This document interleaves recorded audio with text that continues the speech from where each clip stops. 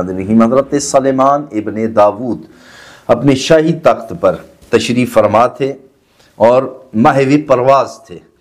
تو حضرت سلیمان ابن داود کا گزر ہوا کہ ایک دیہاتی ایک تسمیہ کر رہا تھا۔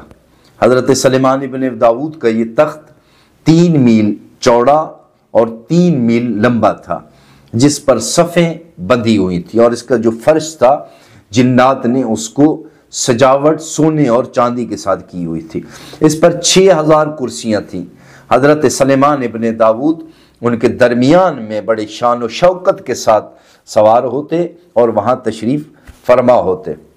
حضرت سلیمان ابن داود کے ساتھ پہلی صف علماء، دوسری وزراء، اور پھر اس کے بعد صف در صف اور آخر میں جنات بیٹھتے تھے۔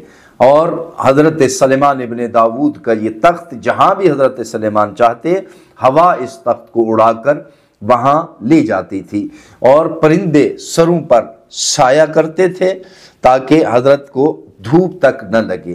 اب یہ ایک مرتبہ سفر کر رہے ہیں حضرت سلیمان ابن داود، اور یہ تخت ہوا میں پرواز کر رہا ہے کہ ایک مرتبہ حضرت سلیمان ابن داود علیہ السلام کے کانوں پر ایک دیہاتی کی تسبیح کی آواز آئی، اور وہ کہہ رہا تھا سبحان اللہ، کتنا بابرکت ہے وہ رب کہ جس نے حضرت آل داود کو اتنی شان اور شوکت کے ساتھ حکومت عطا فرمائی ہے۔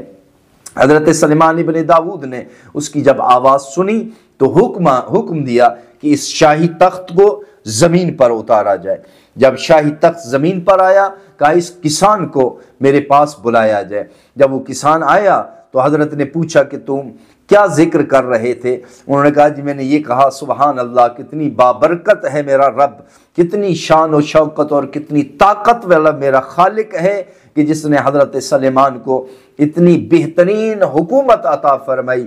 تو اس وقت حضرت سلیمان ابن داود کہتے ہیں سن کہ یہ جو آپ نے ایک مرتبہ سبحان اللہ کہا ہے نا، اگر یہ اللہ کی بارگاہ میں ایک سبحان اللہ شرف قبولیت پر پہنچ جائے، فرمایا اس میرے تخت اور میرے یہ حکومت سے ایک دفعہ سبحان اللہ کہنا یہ بہتر ہے، یہ اعلیٰ ہے، اور میری یہ تمام حکومت سے یہ بالا تر ہے۔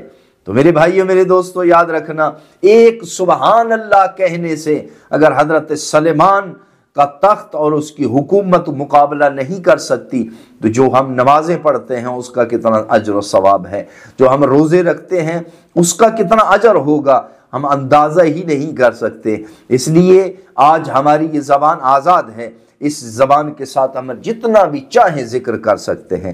آج ہمارے یہ ہاتھ آزاد ہیں، اللہ نے ہمیں صحت دی ہے، تو ہم ایک ایک عمل جو بھی کریں گے اس کا ہم اندازہ ہی نہیں کر سکتے کہ وہ رحمان اور رحیم اللہ اس کا ہمیں کتنی اجر اور ثواب عطا فرمائے گا۔